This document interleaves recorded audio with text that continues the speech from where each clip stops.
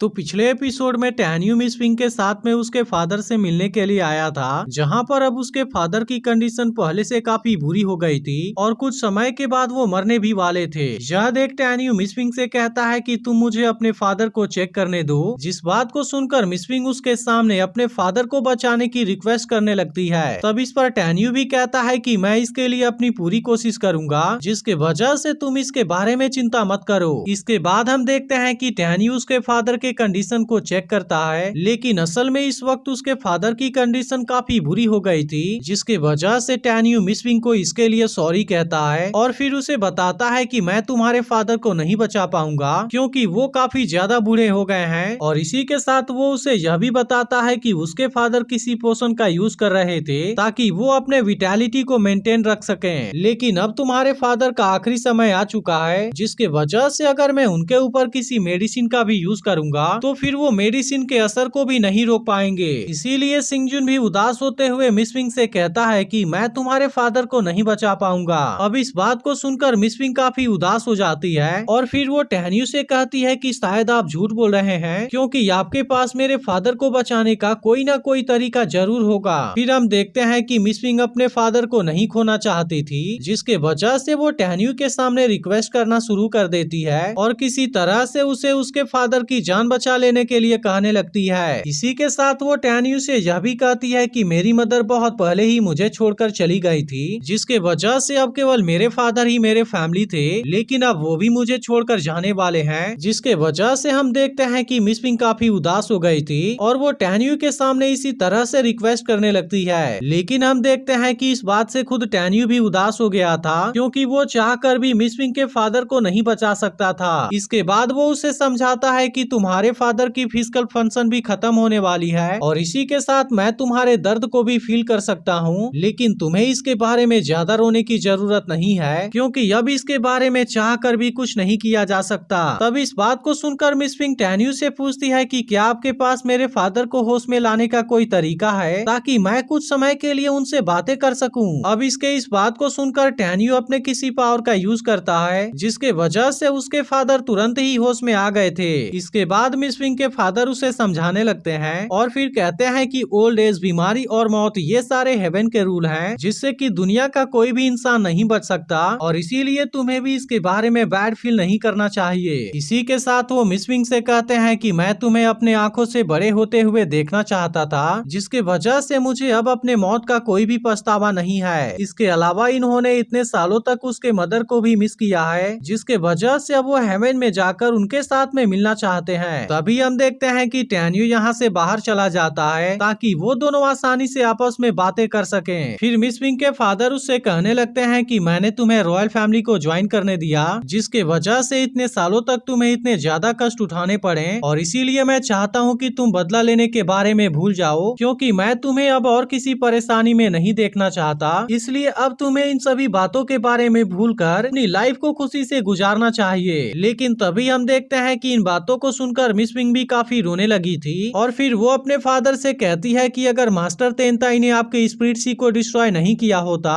तो फिर आज आपकी कंडीशन ऐसी नहीं हुई होती। लेकिन अब हम देखते हैं कि इस बात से खुद मिस विंग भी थोड़ी सी परेशान हो गई थी क्योंकि उसे इस बात का मतलब समझ में नहीं आ रहा था, जिसके वजह से वो अपने फादर से कहती है कि मास्टर तेनताई ने आपके साथ में ऐसा कर दिया, लेकिन इसके बाद भी आप उनको इसके लिए ब्लेम क्यों नहीं करते। तब इस पर उसके फादर उसे बताते हैं कि मास्टर तेनताई असल में उसके फादर के सीनियर ब्रदर हैं, जो कि इनको एक भाई के जैसे बहुत ही अच्छे से प्यार करते हैं और असल में उस वक्त मेरे साथ में जो कुछ भी हुआ था इन सब के पीछे गोंगसुन यांगचुन का हाथ था। फिर वो मिस विंग से बताता है कि उस वक्त मुझे जानबूझकर फंसाया गया था, जिसके बाद सभी लोग मास्टर तेनताई से मुझे मारने के लिए कहने लगे थे, लेकिन मास्टर तेनताई मुझसे काफी प्यार करते थे, जिसके वजह से उन्होंने सभी के बातों को खारिज कर दिया और उन्होंने मुझे मारने के बजाय केवल क्लैन से बाहर निकाल दिया। और इसके अलावा उनको इस जगह के बारे में भी पता है, लेकिन मैं इतने समय तक जिंदा रह पाया यह केवल तुम्हारे एलेक्सिर के वजह से नहीं हुआ था, बल्कि मास्टर तेनताई भी मेरे पास में हर साल कुछ मेडिसिन भेजते थे और इसी के साथ वो बहुत बार मुझसे बात करने भी आते थे, लेकिन असल में इन्होंने मास्टर तेनताई को अभी तक नहीं बताया था कि मिस विंग उनकी ही बेटी है। और इसके अलावा अब मास्टर तेनताई को भी पता चल गया है कि मैं निर्दोष हूँ, जिसके वजह से वो गोंगसुन यांगचुन को अपने ही हाथों से मार देना चाहते थे।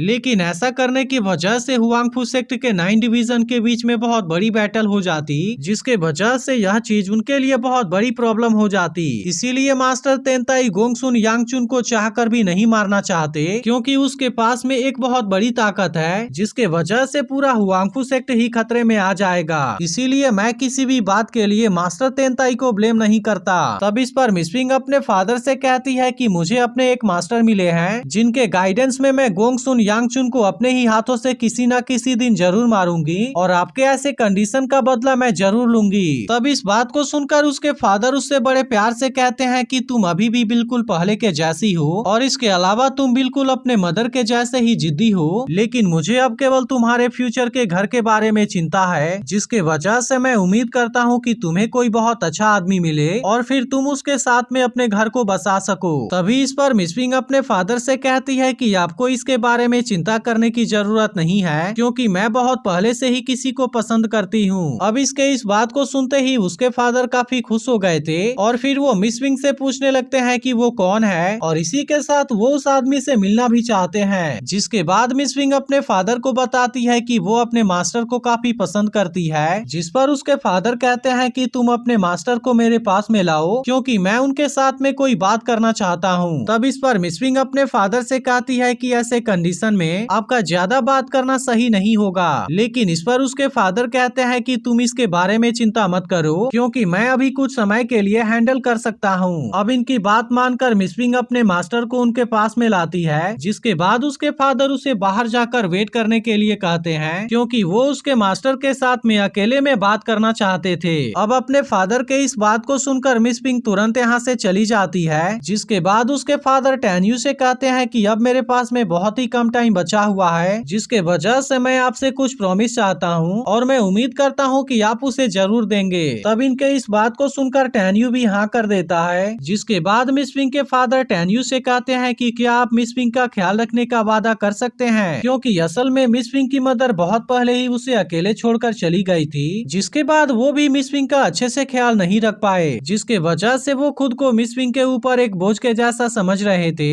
लेकिन हम देखते हैं कि मिस विंग भी अपने फादर की बातों को सुन रही थी और इसके वजह से वह भी काफी इमोशनल हो जाती है। इसके बाद टैन्यू उसके फादर से कहता है कि मिस विंग मेरी स्टूडेंट है, जिसके वजह से मैं उसका ख्याल जरूर रखूंगा। लेकिन इसके अलावा मिस विंग के फादर टैन्यू से एक और प्रॉमिस चाहते हैं और फिर वो टैन्यू से कहते हैं कि जब तक मिस विंग की शादी नहीं हो जाती तब तक तुम्हें ही उसका अच्छे से ख्याल रखना होगा। जिसके बाद हम देखते हैं कि टैन्यू इस बात के लिए भी प्रॉमिस कर देता है और फिर वो कहता है कि जब तक मिस विंग की शादी नहीं हो जाती मैं बहुत ही अच्छे से उसका ख्याल रखूंगा। तभी हम देखते हैं कि मिस विंग ने भी इस बात को सुन लिया था और इस बात से वह काफी खुश हो गई थी। वहीं दूसरी तरफ अब इसके फादर भी काफी खुश हो गए थे और फिर वो टैन्यू से कहते हैं कि मुझे अब अपने मौत के बारे में कोई भी चिंता नहीं है। लेकिन इसी के साथ वो टैन्यू से कहते हैं कि क्या तुम मेरे एक और आखिरी प्रॉमिस को भी पूरा कर सकते हो। तब इनके इस बात को सुनकर टैन्यू भी इसके लिए मान जाता है। जिसके बाद मिस विंग के फादर टैन्यू से कहते हैं कि क्या तुम मुझे अपना असली चेहरा दिखा सकते हो, क्योंकि मैं भी देखना चाहता हूँ कि आखिर मिस विंग के मास्टर कैसे दिखते हैं। तभी इस बात को सुनकर मिस विंग टैन्यू से कहती है कि आप इसके बारे में चिंता मत कीजिए, क्योंकि आपकी स्टूडेंट चुपके से आपका चेहरा नहीं देखेगी।